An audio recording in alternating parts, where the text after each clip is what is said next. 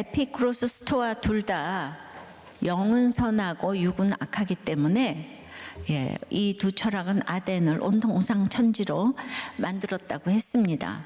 그러니까 쾌락주의나 경건주의나 예수가 없으면 둘 다 육은 악하기 때문에 다 선한 게 없다는 걸 아셔야 돼요. 아무리 쾌락주의고 아무리 경건주의라 그래도 예수가 없으면 말짱 꽝인 거예요. 그래서 그들은 늘 새 것을 알고자 이 알지 못하는 신에게까지 제사를 드리지만 아덴 사람들이 끊임없이 추구하며 목말라 있던 것은 아이러니하게도 알미였어요. 물이 범람하는 홍수에 가장 필요한 것이 마실 물이라고 하죠. 그들은 알지 못했기 때문에 두려워했고 또한 안다고 생각하며 정답이라고 생각했기에 또한 두려워했습니다. 이제 알지 못하는 두려움은 결국 종교심이 되어서 알지 못하는 신에게까지 숭배하는 행동으로 이어졌고 이 세계의 지성이라고 불리운 사람들이 한 일은 결국 돌과 신상을 세워 숭배하는 일이었습니다. 얼마나 아이러니합니까? 바울이 전쟁터 같은 아레오바고에 끌려가 그러니 이 사람들 앞에 무슨 메시지를 선포했을까요? 너에게 알게 하리라 라고 오늘 성령의 알리심을 선포합니다. 오늘은 성령의 알리심에 대해서 생각합니다. 첫째로 바른 알을 알게 하십니다. 23절입니다. 내가 두루 다니며 너희가 위하는 것들을 보다가 알지 못하는 신에게라고 새긴단도 보았으니 그런즉 너희가 알지 못하고 위하는 것을 내가 너희에게 알게 하리라. 어떤 목자님은 지난주 나눔에서 목사님이 새로운 것 추구를 평가절하하는 것 같이 들려서 인정이 잘 안 되는데 아마도 담임 목사님은 이런 새로운 학문의 매력을 못 느끼시는 때문일 듯 하다고 나눔을 하셨어요. 그래서 이분은 인공지능에 굉장히 지금 몰입하고 계시다고. 주전 3세기 헬라의 과학자 아르키메데스는 왕으로부터 어려운 문제를 받습니다. 새로 제작한 왕관이 왕에게 제공한 그 순금으로 제작되었는지 아니면 다른 불순물이 섞였는지를 확인하라는 거예요. 겉으로 봐서는 알 수가 없고 무게를 재도 다르지 않고 그렇다고 다 만들어진 왕관을 다시 녹일 수도 없고 그래서 너무 어려운 문제였습니다. 그래서 며칠을 생각해도 방법이 보이지 않자 이제 머리를 식힐 겸 목욕탕에 갔어요. 물이 가득 찬 욕조에 몸을 담그자 물이 넘칩니다. 그때 머릿속으로 뭔가 번쩍 떠오른 아르키메데스가 찾았다, 알았다 이제 라고 외치면서 벌거벗은 몸으로 거리로 이제 뛰어나왔다고 해요. 그러니까 밀도가 다른 물체의 부피를 물로 잴 수 있다는 원리를 발견한 것이죠. 이 발견의 기쁨이 부끄러움도 다 있게 했어요. 이 원리로 아르키메데스는 왕이 된 이 어려운 문제를 풀 수가 있었다고 합니다. 늘 새로운 것을 알고자 했던 아덴 사람들이야말로 이런 발견의 기쁨을 아주 추구했을 것이에요. 그런데 문제는 이 기쁨조차 죄로 부패했기에 엉뚱한 방향으로 이끈다는 거예요. 우리가 더 자극적인 죄악을 발견하는데 더 빠르고 능하다는 것이 가장 큰 증거입니다. 그래서 늘 대부분은 아덴 사람처럼 이기고 이기려고 알기를 소원하기 때문이에요. 그래서 이 발견하고 기뻐하고 얼마 되지 않아서 또 발견하고 그래서 결국은 내가 직장을 얼마나 다닐 수 있는지, 내 자녀는 대학교 입학할 수 있는지, 내가 장차 결혼을 할 수 있는지, 코로나 백신은 부작용이 없는지 우린 정말 너무너무 알고 싶어 합니다. 이 땅의 삶의 의미와 존재의 목적 그리고 죽음 너머를 알고 싶어하고 그 때와 그 시를 너무 알고 싶어해요. 하지만 내일을 알지 못해서 두려워하고 또 알기 때문에 두려워해서 그래서 뭔가 믿을 만한 우상을 세워놓습니다. 나의 노후를 보장해 줄 것 같은 돈, 우리 아까 집사님이 100년 노후를 위해서 선물 옵션을 했대잖아요. 돈, 자식, 학벌, 외모 등 그런 우상들을 세워놓고 결국은 그 우상들의 통치를 받지요. 아덴 사람들과 다를 것이 없어요. 아덴 사람들을 보면 그러니까 바른 알미 없으니까 결국 나무와 돌의 신상을 만들고 우상을 만들고 그것을 의지하여 숭배하고 절하는 행위를 하는 거예요. 이 똑똑한 아덴 사람들이. 예. 우리와 너무 똑같습니다. 사도 바울의 위대한 아레오바고 설교가 이제 이래서 선포됩니다. 그래서 너에게 알게 하리라 합니다. 이건 뭔가 지식을 가르치겠다는 의미가 아니에요. 너희를 올가매는 그 알미라는 것에서 벗어나는 깨달음을 알게 하리라 합니다. 그래서 그 두려움에서 평안을 주는 바른 알을 알게 하리라 합니다. 적용 질문이에요. 여러분의 알은 두렵게 하는 알입니까? 편안하게 하는 바른 알입니까? 내일 일을 알지 못하고 죽으라고 위하는 그것은 무엇입니까? 예, 우리가 부모들은 또 엄마들은 특별히 자녀죠. 예, 자녀의 내일 일을 알지 못하고 죽으라고 위합니다. 우상이 됩니다. 천국에서는 식구로 안 만나고 구원받은 사람들끼리 만나는데도 눈앞에 내일 일을 알지 못하고 죽으라고 위하는 것이 무엇입니까? 성령의 알리심 두 번째는 이제 삼위 하나님의 사역으로 이제 성령의 알리심으로 이제 알리시는 거예요. 사도 바울이 오늘 아덴 사람들을 위해서 얼마나 생각하고 설교했는지 여러분 오늘 정말 여러분 아덴 사람들한테 이 설교가 들리기를 바라요. 24절부터 7절까지입니다. 우주와 그 가운데 있는 만물을 지으신 하나님께서는 천지의 주재신이 손으로 지은 전에 계시지 아니하시고 또 무엇이 부족한 것처럼 사람의 손으로 섬김을 받으시는 것이 아니니 이는 만민에게 생명과 호흡과 만물을 친히 주시는 이심이라. 인류의 모든 족속을 한 혈통으로 만드사 온 땅에 살게 하시고 그들의 연대를 정하시며 거주의 경계를 한정하셨으니 이는 사람으로 혹 하나님을 더듬어 찾아 발견하게 하려 하심이로되 그는 우리 각 사람에게서 멀리 계시지 아니하도다. 자, 24절에 만물을 지으신 천지의 주제이신 성부 하나님의 이 감춰진 경륜은 너무 커서 손으로 지은 전에 계실 수가 없죠. 하나님은 감춰져 있기에 우리 욕심대로 부릴 수 있는 도깨비 방맹이가 아니라는 거예요.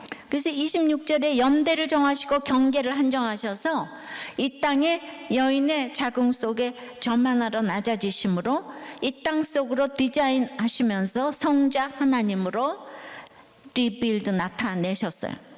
그러니까 25절에 성령 하나님이 생명으로 이제 호흡과 생명을 주시고 효과적으로 도우셔서 이제 삼위 하나님이 이렇게 도와주셔서 이제 알리시는데 그 감추어진 하나님이 결코 멀리 계시지 않지만 인생은 이 하나님을 더듬어 찾게 하신다는 거예요.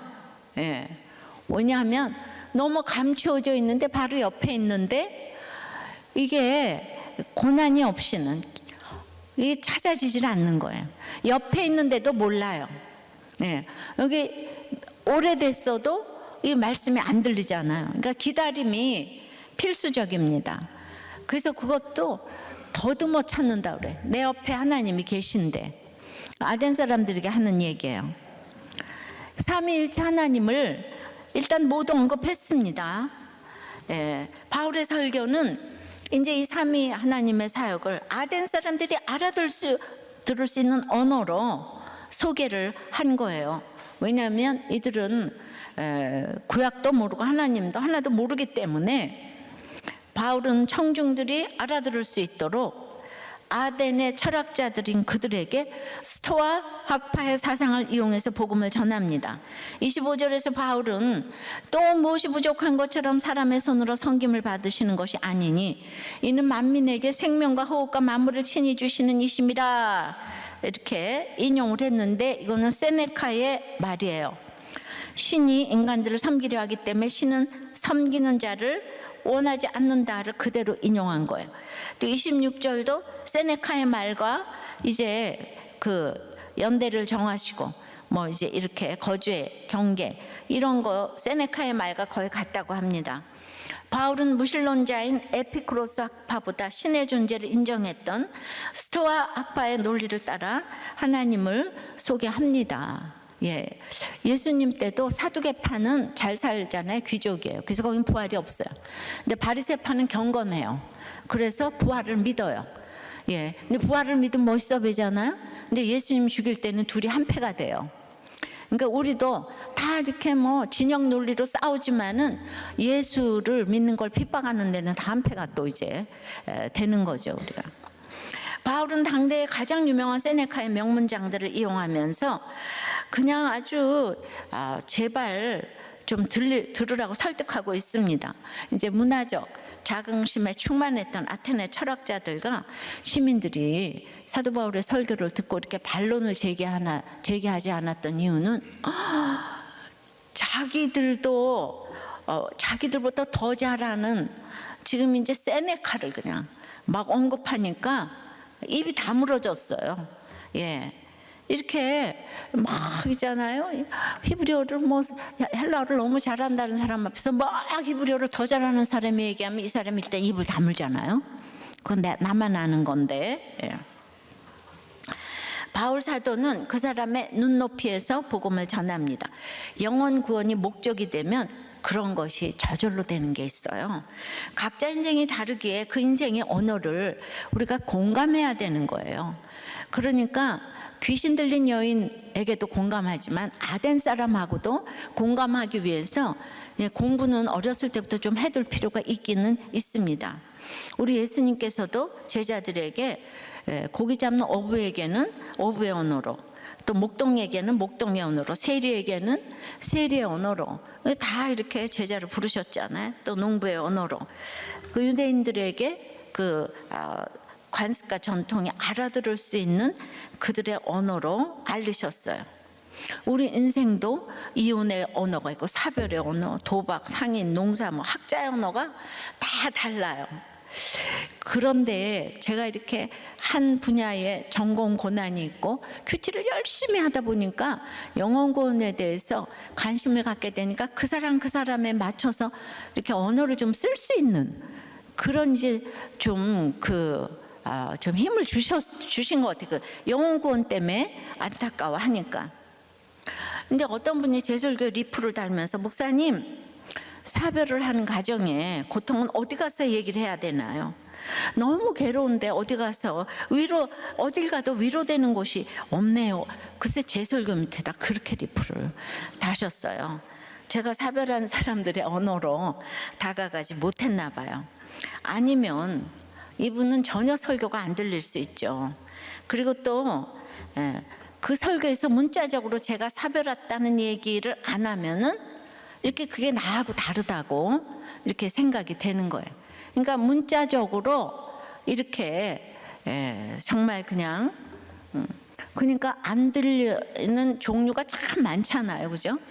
이 고난이 와도 이제 안 들리시는 분이 있잖아요. 말씀이 없어서 안 들리고, 그 다음에 이제 또 저를 신뢰하지 않아서 안 들리고, 그런 그 글의 답글로 이런 답글이 달렸어요. 저도 남편 사별한 지 한 달 되었어요. 하나님의 사정을 알아가는 목장을 통해서 하루하루를 살아갑니다. 힘들고 괴로움을 토해낼 수 있는 공동체에 속하시면 좋겠습니다. 따끈따끈한 사별의 언어로 공감을 해주시니까 제가 너무 정말 감사했습니다. 아덴 사람들은 그런데 이 아덴 사람의 언어로 해도 못 알아들었지요. 하여튼 그 삶 속에 그들의 언어로 알리는 것이 성령의 알리심입니다. 하지만 우리는 성령의 격분을 잘못 이해하여 함부로 말하고, 낮아지기보다는 정죄하고, 껴안기보다는 판단하고, 이해하기보다는 오해하고, 알린다고 하면서 가르치는 것이 우리의 모습이에요. 그들의 언어로 말할 때는 낮아짐이 필요하고 자기 부인이 필요한 거예요. 누군가를 공감해 주는 거는 낮아짐과 자기 부인이 필요해요. 그냥 말로 안 됐어, 위로받아, 이래서 위로되는 게 아니에요. 천지를 창조하시고 삶 속에 생명을 불어넣으신 하나님께서는 예, 이거를 추상적인 개념으로 역사하시는 게 아니에요. 오늘 가장 중요한 구절은 26절이에요. 구체적으로 오늘 지금 내 혈통, 내 수명의 연대, 그리고 내 거주의 경계 속에서 자신을 발견할 수 있고 알리신다고 말씀하세요. 철학자들이 일생 찾고 또 찾았던 진리, 그것을 오늘 내 삶 속에 임한 말씀으로 우리는 그분을 더듬어 찾을 수 있고 만나며 교제할 수 있다는 것이죠. 이게 가장 중요한 구속사인데요. 자, 성부, 성자, 성령 중에서 예수님의 사역 정말 중요하죠. 왜냐하면 감춰진 하나님의 경륜이 이 땅에 예수님이 낮아지심으로 이 땅의 경계 속으로 들어오지 않으셨다면 이 구속사는 일어날 수가 없는 거잖아요. 성령님도 그러면 효과적으로 도와주실 수가 없어요. 예수님이 이 땅에 오셔서 우리와 같은 모습으로 이 땅의 경계 속으로 들어오셨기 때문에, 그래서 그 예수님의 이 자기 비하, 이거는 굉장한 것이죠. 그런데 죄인인 우리의 특징은 이 모든 경계를 허물고 싶어 해요. 시편 16편 6절에 내게 줄로 재어진 구역은 아름다운 곳에 있으며 나의 기업이 실로 아름답도다 하셨는데도 혈통을 허물고 연대를 허물고 경계를 허물어 하나님이 되고 싶어 합니다. 그래서 우린 돈을 벌어 오래 살고 싶어 하고 혈통을 벗어나고 싶어 해요. 부모의 자리, 아내의 자리 뭐 다 벗어나고 싶어 해요. 하나님이 허락한 거주의 경계를 그냥 벗어나고 싶어 합니다. 끊임없이 벗어나고 싶어요. 왜 못 벗어나느냐? 돈이 없어서, 갈 데가 없어서. 근데 조금만 힘이 생기면은 끊임없이 거주의 경계를 벗어나려고 합니다. 혈통을 벗어나고자 해요. 바람 피고 돌아다니면서 경계를 허물어요. 내 가정과 경계를 버리고 도박하거나 경마하면서 전부 다 명분은 사랑하는 아내와 가정을 위해 그랬다는 거예요. 우리 그 주식 집사가 늘 내가 사랑하는 아무개를 위하여서 이렇게 주식을 하는 거라고 이렇게 얘기해요. 나아가서 창조 질서인 남자와 여자의 경계도 허물고 싶어하고, 그래서 부부의 경계, 부모 자식 간 속상하면 다 가출해서 몇 년 동안 안 와. 다 이거를 경계를 허물려고 하는 것이 우리의 죄성입니다. 아담도 창조주와 피조물인 이 경계, 이것을 허물고 하나님이 되고자 선악과를 먹었기 때문에 우리가 자녀를 낳는 수고를 하고 땀 흘려 수고하는 수고를 겪게 하셔서 이 죄인의 경계를 알게 하셨어요. 하나님은 멀리 계시지 않으시고 끝없는 한계 상황과 전쟁으로, 아레오바고 같은 이 지옥 같은 삶의 전쟁으로 내가 이 경계를 자각해서 아내의 경계, 남편의 경계, 자녀와 부모의 경계, 나아가 창조 질서인 남성과 여성의 경계를 잘 지켜 그 경계에 맞는 역할을 잘 감당할 때 하나님이 그때 자신을 알리시고 더듬어서 찾아서 알게 하시고, 그 우리의 삶의 언어로 그 하나님을 알리시는 이 말씀이 기억이 나고, 이 그 경계 속으로, 거주의 경계, 혈통의 경계 속으로 찾아오신 그분을 만나는 것이죠. 이것이 성령의 알리심입니다. 아덴 사람에게 이렇게 설교했어요, 바울이. 바울은 지금 아레오바고 광장에 홀로 서 있습니다. 이 도시를 변화시켜 보겠다고 스스로 온 게 아니에요. 그냥 저도 우리나라 뭐 서울을 변화시켜 보겠다고 한 적이 없어요.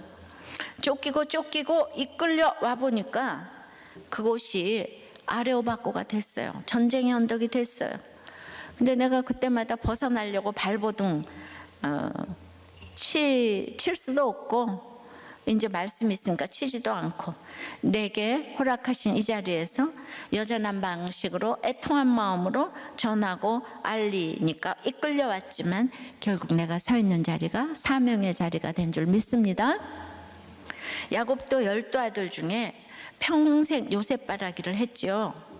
근데 결국 주님을 더욱 진하게 만난 유다를 인정하기까지 시간이 너무 걸렸어요. 왜냐하면 유다는 며느리와 동침하고 아들을 낳았어요. 그리고 눈에 보이는 베레스가 가문의 수치로 자리매김을 확실히 하고 있어요. 언제 봐도 항상 부끄럽습니다. 이 혈통을 벗어나고 싶어요. 저절로 죽을 때까지 유다는 겸손합니다.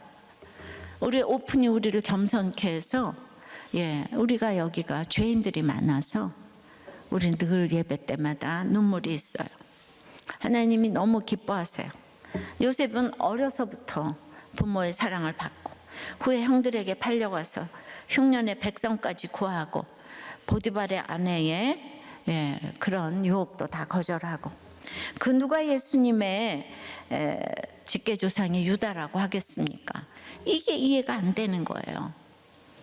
성령의 알리심으로 구속사를 알아야 되는데 이렇게 그러니까 요셉이 맨 처음에는 고난이 있어서 너무 이렇게 가다가 그다음엔 계속 너무 그냥 모든 사람들에게 칭찬만 받고 유다는 아무리 믿었어도 맨날 손가락질만 받고 여러분들 우리가 오픈을 했다고 모두가 우러러 봅니까? 그냥 아는 사람이나 우러러 보지 우리들 교회나 다른 데 가면 여전히 손가락질 당하죠. 요셉은 총리 대신이 됐잖아요. 올림픽에서 금메달 하나만 따도 평생 모든 사람들이 우러러 봅니다. 그러니까 이렇게 우러러 보니까 하나님 자리에 갔죠, 요셉이. 그래서 마지막에 경계를 넘었어요. 그 당시 하나님의 대리자인 영적 아버지죠, 야곱. 그를 영적 아버지가 장자 차자를 거꾸로 축복을 했다고 자신이 하나님 자리에서 아버지 틀렸다고 성을 냈습니다. 하나님을 거역한 거죠, 요셉이. 마지막에 창세기 48장에 그 얘기가 나옵니다. 이렇게 영적 경계를 지키는 것이 인간의 힘으로는 정말 안 됩니다. 그러니까 유다는 평생의 입을 다물고 살아요. 우리는 전부 다 이제 요셉이 주인공인 줄 알고 창세기 37장부터 48장까지 우리는 우리는 요셉이 너무 좋잖아요. 아무리 유다가 예수님의 직계조상이라고 해도 우리는 눈만 뜨면 요셉이 좋아. 부르다가 죽을 이름 요셉. 요셉만 있다면 경계를 허물고 그 혈통을 다 벗어나고 싶어. 유다 집에서 탈출하고 싶어. 저 시아버지하고 며느리하고 동침한 이 집안 나는 싫어. 너희들끼리 잘 먹고 잘 살아. 이렇게 되는 거죠. 근데 우리는 그냥 예수를 알면 최고라 이거죠.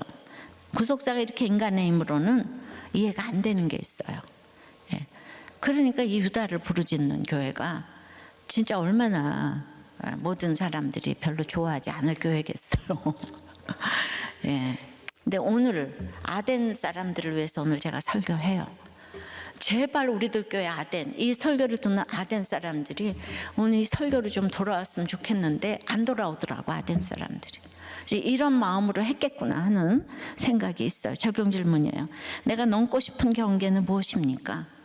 내가 지켜야 할 혈통의 자리는 어디예요? 부모, 형제, 자녀의 자리 다 벗어나고 싶습니까? 배우자, 남편, 아내 자리 다 벗어나고 싶어요? 그것이 아레오바고 같은 전쟁터입니까? 아니면 너무 편안한 환경이라서 막 지키고 싶습니까? 편안해서 지키고 싶으면 이제 흘러 떠내려갈 수가 있어요. 우리는 그 자리에서 사명을 찾아야 되는 거예요. 사명. 고난이 뭐 축복이겠어요. 유다는 예수님의, 그러니까 이 고난받은 한 사람이 주님을 알므로 인해서 그 고난이 왜 축복인가 하면 유다 한 사람으로 온 세계가 지금 복을 받았잖아요. 그러니까 우리들 교회도 고난받은 한 사람의 오픈으로 뭐 하는 사람들이 주께로 돌아오지만 나 혼자서 잘 먹고 잘 사는 사람은 거기서 끝나는 게 많잖아요. 하나님은 우리를 그렇게 사명을 감당하도록 지었거든요. 사명을 모르면 늘 불안한 거예요, 하나님 자리에서. 아버지께서 본처와 자녀 3명이 있었는데 어머니를 속이고 저와 누나를 낳고 나서 아버지가 유부남이라는 사실을 알게 되었대요. 그 아버지도 참 오랫동안 속였네요. 그러니까 외가에서 미국에서 성공한 사람도 있고 그래서 빨리 넌 미국에서 새 출발하라. 근데 어머니가 고생길이 보이는데도 불구하고 저와 누나를 위해서 가정을 선택하시고 사셨다는 거예요. 결국 명절마다 본초와 어머니는 늘 만나고 아버지는 형제 자매들로부터 공격을 받았지만은 다 참으시면서 가정을 지키셨대요. 나는 자라면서 아버지처럼 절대로 바람 피지 말아야지 평생 살았는데 아버지보다 더한 바람을 핀 죄인이 되었다는 거예요. 아내도 이혼할 이유가 충분한데 말씀이 들리고 목장에 붙어 있으면서 드디어 이혼을 철회하고 가정을 지켰다는 거예요. 그래서 자기는 과거에 나를 버리지 않고 가정을 지킨 어머니와 현재 나를 버리지 않고 가정을 지킨 아내가 제일 멋있대요. 예. 엄마와 아내는 엄마의 경계를 지금 지킨 거잖아요. 혈통의 자리도 지켰어요. 본처도 인정하면서 살았어요. 너무 멋있습니다. 그러니까 이 남편도 말씀이 들렸어요. 아내하고 저기 엄마만 훌륭한 게 아니고 그 전에는 목사님이 훌륭하다고 앞에 썼어요. 예. 목사님도 멋있다. 목사님이 멋있으니까 아내도 멋있고 엄마도 멋있는 거예요. 그러니까 목사를 미워하는 사람은 결국 아내도 사랑할 수 없는 거예요. 저를 욕하면서 아내하고는 잘 지는데 목사가 이상하다. 그거 믿으시면 안 돼요. 장차는 아내도 미워할 거예요. 그걸 아시고 목사님 미워하고 나는 좋아하니까 됐어. 그거는 조두라고 해요. 예. 자, 예. 자, 그래서 성령의 알리심 세 번째는 이제 우리는 그래서 하나님의 소생이라는 거예요. 삼위 하나님이 알려주신 결론은 우리는 하나님의 소생. 28절 9절입니다. 우리가 그를 힘입어 살며 기동하며 존재하느니라. 너희 시인 중 어떤 사람들의 말과 같이 우리가 그의 소생이라 하니 이와 같이 하나님의 소생이 되었은즉 하나님을 금이나 은이나 돌에다 사람의 기술과 고안으로 새긴 것들과 같이 여길 것이 아니니라. 28절도 바울은 아덴 사람들에게 익숙한 헬라 시인의 글을 지금 인용합니다. 세네카를 이용하고 지금 이제 그 에피메니데스의 작품으로 간주되는 그런 이제 BC 600년경에 활동한 크레다의 시인이죠. 크레다. 근데 이제 거기에 어떤 말이 들어있냐면 왜냐하면 우리가 당신 안에서 살며 움직이며 존재하게 있기 때문이요 라는 식구를 지금 인용했다고 바울이 했잖아요. 근데 우리 그의 소생이라 이 말도 에피메니데스보다 더 유명한 시인 아라투스의 시를 또 인용했어요. 바울이 그들의 그 내용을 말하는 게 아니라 그 삶 속에서 그 경계 안에서 그들이 알아듣는 언어로 너무너무 열심히 지금 복음을 전했어요. 모두 세네카의 그냥 에피메니데스의 그냥 아라투스의 그 언어를 다 가져와서 우리가 듣기에는 성경 같은데 그래서 그거 철학을 이렇게 모르면 이게 좀 어렵다고 생각이 되죠. 이 설교가. 성령께서 아덴 사람들에게 우리에게 알리시는 내용은 네가 그렇게 경계를 지키고 혈통의 이런 그 한계를 잘 지키고 있으면 바로 네가 하나님의 소생, 하나님의 아들과 딸이라는 걸 알게 된다는 거예요. 경계를 잘 지키고 있으면은 와, 내가 그를 힘입어 살아야 되는, 하나님을 힘입어 살아야 되는 하나님의 자녀, 아들, 딸이라는 거, 이게 내 신분의식이 딱 생긴다는 거예요. 그러니까 바울은 아덴 사람들에게 하나님은 너희가 알아야 되는 존재가 아니라 모르더라도 그를 힘입어 살아야 하는 존재이기 때문에 뭔가를 더 알고 더 또 알아야 하는 존재가 아니라 정말 그 하나님은 우리가 의존해야 하는 존재임을 이제 그들의 언어로 알려주는 거예요. 예. 그러니까 이제 얼마 전 TV 프로에서 날 때부터 고아로 자라난 한 청년이 나와서 이제 엄마를 찾고 싶다고 했는데 그 이제 3번을 고아원에다가 버리시고 이제 3번을 찾아왔는데 마지막은 어린 2명의 동생과 함께 이제 놀면서 이렇게 과자를 하나름 사주고는 그 다음에 2 동생 데리고 사라지고 평생 못 봤다는 거예요.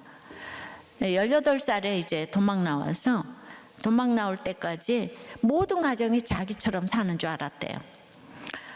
다 엄마랑 떨어져서 자신처럼 사는 줄 알았다가 정상적인 가정을 보니까 전혀 그렇지 않다는 사실에 충격을 이제 받았는데, 그렇게 버린 엄마를 왜 찾냐고 했더니 그냥 엄마가 보고 싶어서, 그렇게 답을 했어요.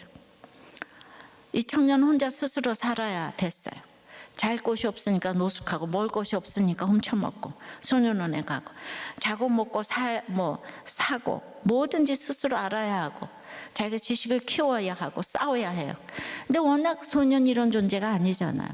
엄마의 보호를 받고 아빠의 보호를 받고 무조건 이제 전적으로 거기에 의존하면서 자라야 될 그런 존재잖아요. 근데 어떤 이유에서인지 모르겠지만 아빠가 아마 죄를 짓고 교도소로 가고 그 과정을 죄가 깨트리고, 그러니까 이제 스스로 힘과 지식을 기르니 늘 두려움과 원망, 슬픔 속에 살아가고 늘 의지할 대상, 우상을 만들게 되는 거죠. 마찬가지로 죄가 우리와 하나님 사이를 깨트렸기 때문에 우리는 자존적으로 스스로 살아가야 하는 존재가 아니라 하나님의 소생이니 하나님을 힘입어서 살아가야 하는 존재인데, 하나님을 의지하지 않으니까 내가 뭐든지 하려고 하니까 맨날 노숙자가 되고 그냥 혼자서 먹다가 그거하고 똑같아요. 부글부글 끓고 혼자서 해야 되니까 스트레스 많고 너무 두렵고, 그러면 안식이 없고 맨날 주먹을 불끈 쥐고 다 틀려 먹었어. 이 고아 청년을 보면 그러지 않게 생겼어요. 다 원망하고 그냥 다 부셔버려. 이 세계를 이러고 사는 거예요. 그러니까 우리가 예수 없는 사람이 지금 그런다고요. 아덴 사람이 지식으로 지금 이렇게 캄프라치하고 있지만 두려움과 원망, 슬픔 속에 그렇게 살아가는 거예요. 인생의 전쟁에서 그러므로 나의 한계를 경험할 때 우리는 내 존재를 깨닫는 거예요. 내가 아무것도 할 수 없는 존재라는 거를 깨달아야 되는데 아덴 사람이 못 깨닫잖아요. 그러니까 복음 전하기가 너무 어려워요. 왜냐하면 자기 그 한계 상황을 지금 못 깨달으니까, 자기가 발견한 거를 정말 벼룩이가 그냥 벼룩이 간을 저 하늘에서 보면 다 똑같은데 자기가 조금 더 낫다고 이런 생각을 하니까 말씀이 안 들어가는 거예요. 자, 그래서 네 번째는 우리가 진짜 성령의 알리심의 최고의 정점은 회개한 바울의 삶 자체가 성령의 알리심이라는 거예요. 회개만이 성령의 알리심이 된다는 거예요. 30절 31절 알지 못하던 시대에는 하나님이 간과하셨거니와 이제는 어디든지 사람에게 다 명하사 회개하라 하셨으니 이는 정하신 사람으로 하여금 천하를 공의로 심판할 날을 작정하시고 이에 그를 죽은 자 가운데서 다시 살리신 것으로 모든 사람에게 믿을 만한 증거를 주셨음이니라 하니라. 자, 바울은 하나님을 알지 못하던 시대 30절에 자신이 하나님의 소생이란 걸 모르니까 자기가 어떤 과거에 하나님 알지 못하던 시대에 자기가 어떤 죄인인지 뼈저리게 아는 사람이었잖아요. 그런데도 여기서 이것을 간과했다고 그래요. 그것은 그냥 넘어갔다는 말이 아니라 내가 알지 못해 행했던 것들을 예수께서 십자가에서 값을 치르셨다는 거예요. 이것을 아는 사람은 회개하게 되는 거죠. 그래서 이 회개란 복음을 듣고 이제 여호와께서 자기 백성을 돌보신다는 그 소식을 들어서 내가 지금 앉아있는 모압 땅에서 공동체와 함께 일어나 그 땅을 떠나는 것을 말해요. 아덴 사람들에게 회개를 촉구하고 땅을 떠나라고 하면서 예수의 죽으심과 부활을 들었다면 지금 내가 바울 자체가 증거라는 거예요. 나도 핍박자여 보행자였다. 전에는 알지 못하던 시대에는 핍박자여 보행자였다.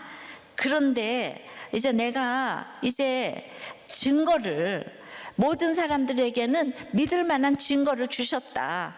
내가 바로 그 증인이다. 알지 못하던 시대에는 그러므로 하나님의 긍휼이 임하지만 알고 나서도 행하지 않는 사람에게는 더 큰 진노가 임하니까 너희들 그렇게 안 믿다가는 지옥 가는 거야. 바울은 생명 내놓고 지금 여기에서 그동안에 매도 많이 맞고 감옥에도 갇혔는데 아덴이라고 안 그러겠어요? 근데 그거를 다 불사하고 지금 복음을 전하는 거예요.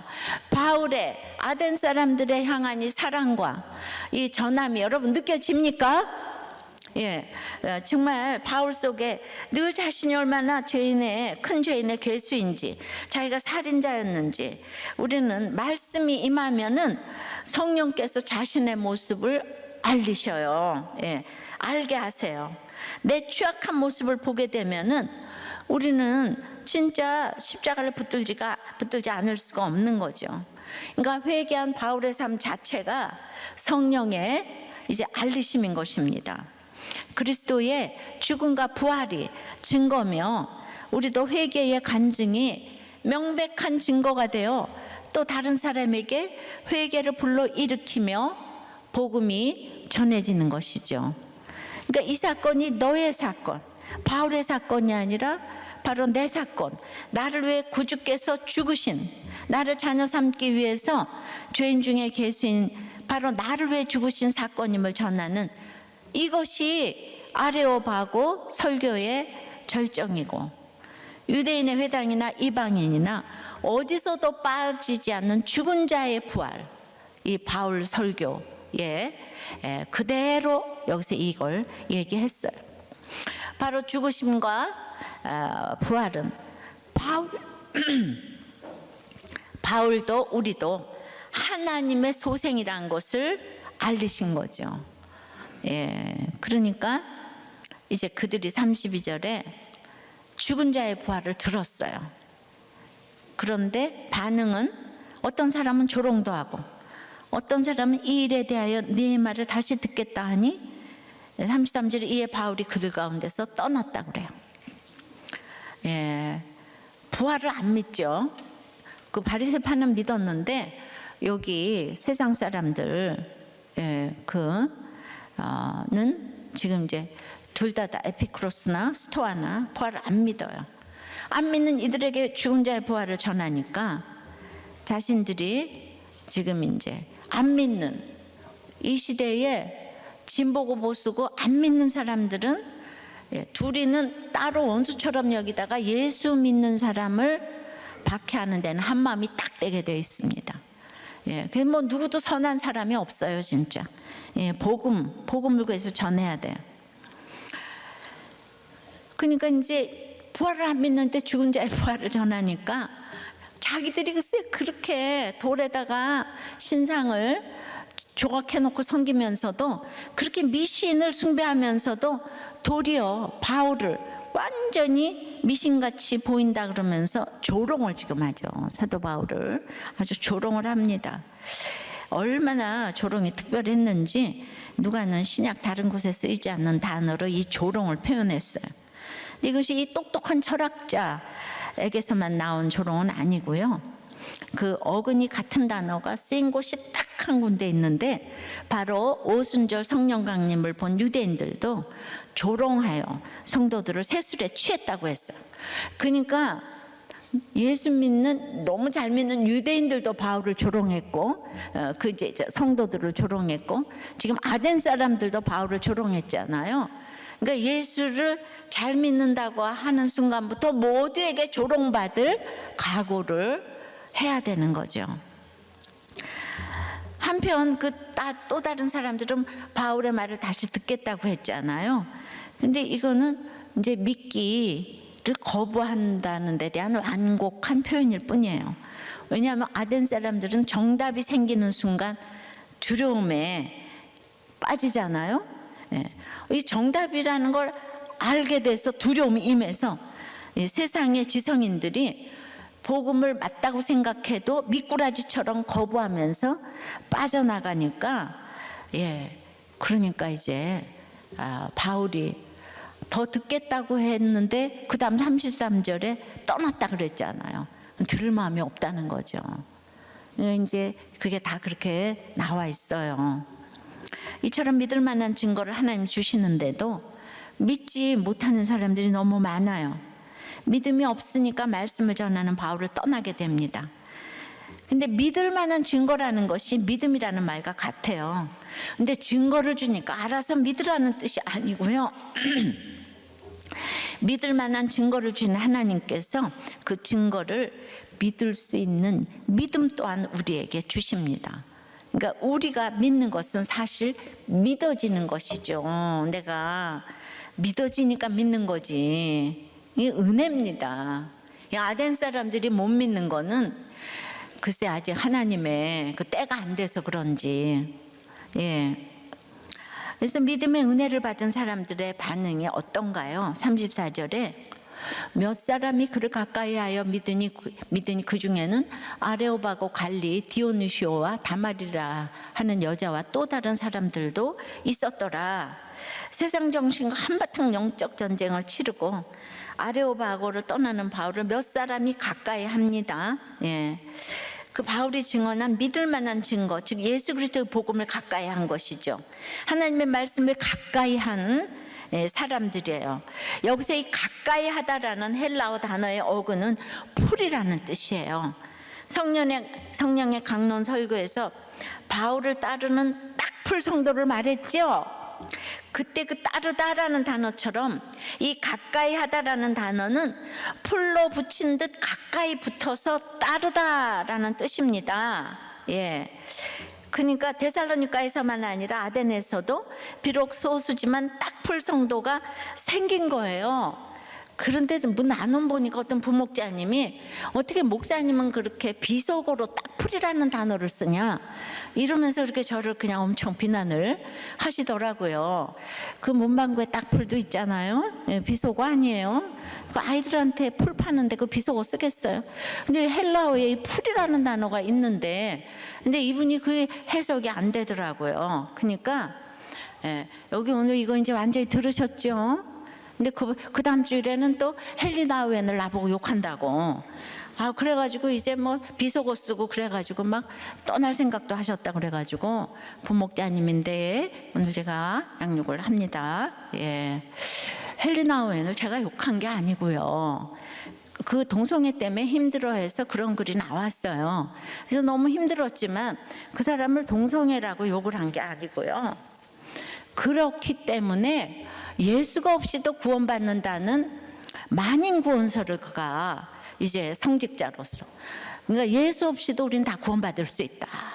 보편 구원설 이거를 전했기 때문에 이건 우리가 격분을 해야 되는 일이라는 거예요. 왜냐하면 우리 가장 중요한 게 예수를 알미라. 그러니까 아무리 똑똑하고 훌륭해도 동성애를 해도 예수를 믿을 수가 있거든요. 근데 그가 동성애를 했다는 게 아니고 그것 때문에 이 진리를 이제 왜곡시켰다. 그런데 내가 왜 헬리나우엔을 욕하냐? 이 여러분들 가운데는 욕하는 것밖에 모르는가 봐. 나는 그렇게 바빠서 욕할 시간이 없어. 자, 그래서 그 교회가 세워졌다는 기록은 없지만은 교만한 도시 아덴에도 소수의 그 성도가 생겼다는 거예요. 디오누시오, 아레오바고. 그러니까 이제 수많은 설교를 철학자들의 강론을 들었지만은 이 아덴에서 이 두 사람의 남녀의 이름이, 이 사람은 지도층이었어요. 디오누시오.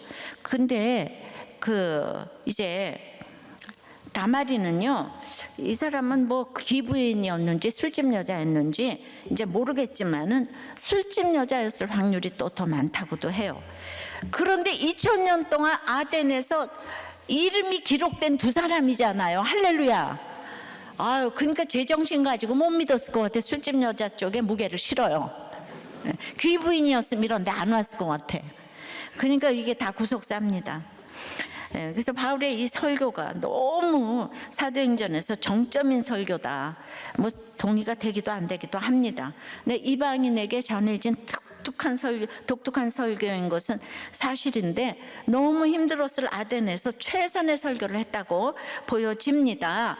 오늘 저도 아덴 같은 여러분들을 위해서 최선의 설교를 했다고 생각합니다.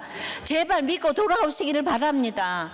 아덴은 열매가 하나도 없었어요. 우리도 교회는 열매가 좀 있었으면 좋겠어요. 할렐루야. 이 마음이 좀 전달이 되십니까? 교회는 회개한 사람들의 삶이 가장 강력한 성령의 알리심의 메시지예요. 이번 목욕탕 큐티 목회 세미나를 진행하면서 딱풀 같은 디오누시오, 다마리 같은 지체들의 간증이 3일 내내 강력하게 전파되었습니다. 온라인이지만은 랜선을 넘어 말씀을 통해 부어주시는 은혜가 흘러나갔다고 생각합니다.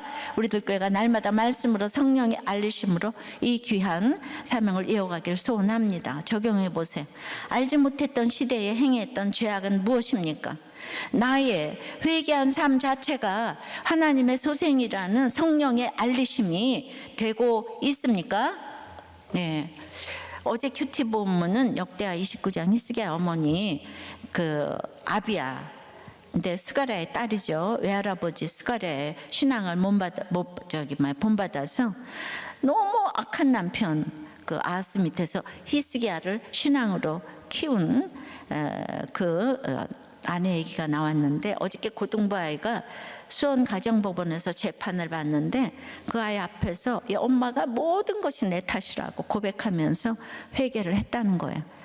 우리도 교회 온 지 1년도 안 되신 엄마인데 날마다 말씀 붙잡고 회개의 눈물을 쏟아내시고 5년 동안 남편 얼굴을 본 적도 없고 진흙탕 이혼소송 중에 이분은 말씀이 들려서 이혼소송을 처리하는 적용을 하셨대요. 이렇게 몇 년이 있어도 회개가 안 되지만 오자마자 회개가 되는 사람도 있어요.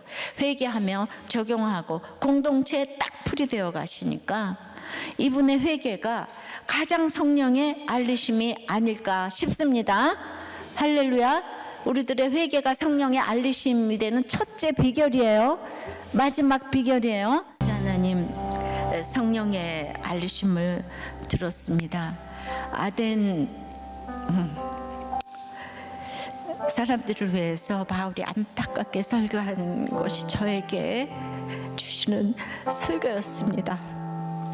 과거를 돌아가서 해석해 보니 정말 제가 그렇게 끝없이 이기고자 하니 두려웠습니다. 정말 이것이 정답이면 어떡하나 하고 정말 두려웠습니다.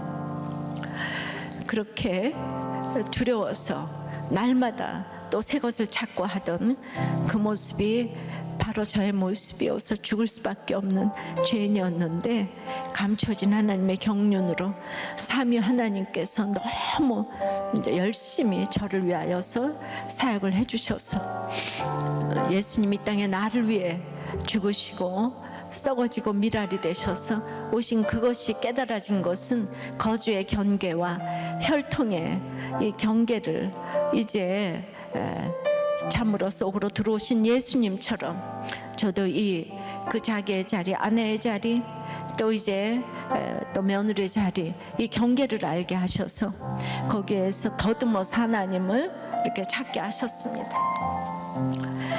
내가 의지해야 될 분은 남편도 아니고 누구도 아니고 이렇게 하나님, 오직 하나님을 힘입어서 살아야 된다는 것을 이렇게 알게 해주시니, 이기고 이기려고 할 때는 교회 나가서 반주를 했어도 저 때문에 아무도 하나님을 알지 못했는데, 제가 이제 정말 목보다도 더 검은 저의 죄를 이렇게 보고 회개를 하게 되니 제가 한마디만 해도 성령의 알리심이 되었습니다.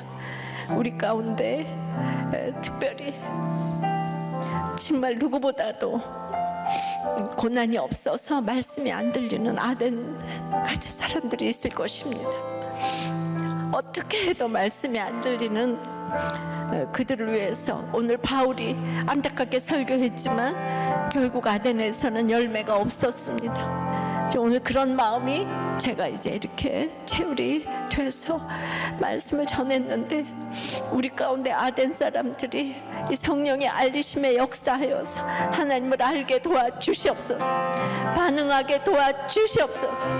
인본주의적인 시각에 있는 이 태아 생명보호법과 평등법, 이 차별금지법이 정말 하나님의 안에서 다 해결될 수 있도록 주여 역사하여 주시옵소서.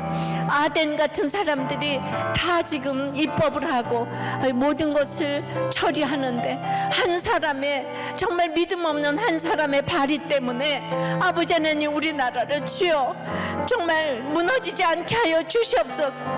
믿음이 없는 그 사람의 시각 때문에 우리나라 무너지지 않게 도와주시옵소서. 하나님 역사하여 주시옵소서. 이제 전도대회 때 올 우리 VIP들을 위하여서 기도하오니 그 마음을 열고 주님을 받아들일 수 있도록 그 발걸음을 인도하여 주시옵소서. 예수 그리스도 이름으로 기도드리옵나이다. 아멘. 어머니는 본처와 자녀가 셋인, 아버지는 본처와 자녀가 셋인 유부남이셨음에도 어머니에게 총각이라 속이고 저와 누나를 낳으셨습니다. 외가에서는 어머니에게 자녀들을 버리고 미국에 성공한 친척에게 가서 새 출발하라고 하셨지만 어머니는 저와 누나를 택하심으로 가정과 혈통과 거주의 경계를 지키셨습니다. 명절마다 어머니는 본처를 만나고 아버지는 형제 자매들로부터 공격을 받았습니다. 그러나 어머니는 다 참으시면서 본처를 인정하며 가정을 지키셨습니다. 중3 때 아버지께서 심근경색으로 돌아가시고 어머니는 저희를 먹여 살리기 위해 수십 년을 노가다판에서 페인트 칠까지 하셨습니다. 일을 마치고 돌아오신 어머니 얼굴과 머리에 화장품이나 액세서리 대신 엉겨붙은 페인트 자국을 떼어드릴 때는 감사하지만 가슴이 아팠습니다. 대학 시절 모태신앙인 아내를 만나 처음 교회에 갔고 예수님을 인격적으로 만났습니다. 그러나 결혼 후 오전 예배만 드리고 여행 다니며 클럽에서는 총각 행세를 하며 음란을 즐겼습니다. 절대로 아버지처럼 바람피지 않겠다고 다짐했는데 제가 더한 죄인이 되었습니다. 그러다 외도가 발각되어 주위 사람들에게 외도 사실과 사진을 퍼뜨리며 이혼을 준비하던 아내가 목장에 참석한 첫날 목자님 처방대로 이혼 소송을 잠시 보류하고 저에게 이혼하기 싫으면 우리들 교회에 등록하고 목장에 가라고 했습니다. 그리고 교회에 등록한 첫 주일 새 가족에서 바람핀 집사님 가정이 회복된 간증을 들으며 우리 가정도 저렇게 살아날 수 있을까 하는 기대를 갖게 되었습니다. 아내는 예배와 부부 목장에 붙어가며 이혼을 철회했고 아내의 경계도 지켰습니다. 그리고 저는 목장에서 클럽을 끊기가 여전히 힘든데 제가 두 상이 이상해서 삭발을 하면 클럽에서 인기가 없을 거라고 했더니 저를 위해 모든 남자 집사님들이 토요일에 다 같이 삭발을 하자고 하셨습니다. 그 사랑에 큰 감동을 받은 저는 함께 삭발하겠다고 약속했는데 삭발의 수치가 두려워 약속 장소에 가지 못했습니다. 외도녀의 관계를 정리하지 못하고 만남과 헤어짐을 반복하다 1:1 양육을 시작하기 하루 전 마지막으로 음란을 즐기고 끊으려고 외도녀를 만났고 반복되는 죄를 끊지 못하는 연약함을 양육해 주시는 집사님께 고백했습니다. 양육자님 처방대로 관계를 정리하자는 메일을 보내고 연락처를 차단했습니다. 외도녀는 연락을 차단한 저에게 화가 나서 아내를 찾아가 첫 번째 외도 발각 후에도 계속 만났던 사실을 폭로하고 저와 함께 찍은 음란한 사진들을 보여주었다고 합니다. 그러나 아내는 그 일을 저보다 목자님께 먼저 말씀드린 후 목장 처방대로 제가 스스로 고백하기까지 외도녀를 만난 사실을 말하지 않았습니다. 다만 외도녀를 또 만난 적 있냐고 몇 번 물었고 그럴 때마다 오히려 제가 화를 내며 발뺌을 하니 일주일 뒤 아내가 부부 목장에서 이 사실을 오픈했는데 그동안 목장에서 경건을 흉내내며 세상 쾌락에 빠졌던 아덴 같은 제 자신이 너무 수치스러워서 창문 밖으로 뛰어내리고 싶었습니다. 그런데 제 인생 가장 수치스러웠던 그 순간에 예수님께서 찾아오셨습니다. 죄 없으신 예수님께서 저의 이 죄를 깨끗게 하시려고 수치의 십자가 고통을 기꺼이 감당하셨다는 것이 깨달아져 주님 제가 개수입니다 하는 회개가 터져 나왔습니다. 두 번째 외도가 발각되고 나서야 죄를 물처럼 먹고 마시는 지독한 죄인임이 인정이 되었고 여전히 중독을 끊지 못하던 저의 구원을 위해 외도녀가 아내를 찾아가 폭로한 것은 성령의 알리심이었습니다. 여전한 방식으로 말씀과 목장에 붙어갔더니 이혼하려던 저희 가정이 기적처럼 회복되어 갔고 목장의 기도로 딸 루아까지 선물로 주셨습니다. 죄 가운데 있던 저희 가정을 말씀으로 세워주시는 담임 목사님 최고로 멋지십니다. 과거 저를 버리지 않고 경계를 지켜준 어머니와 현재 이혼하지 않고 경계를 지켜준 아내가 정말 멋있고 감사합니다. 사랑과 기도로 끝까지 이끌어주신 목자님들, 목원님들 감사합니다. 수치뿐인 저를 너는 내 소생이라며 구원으로 인도해 주신 하나님 사랑합니다.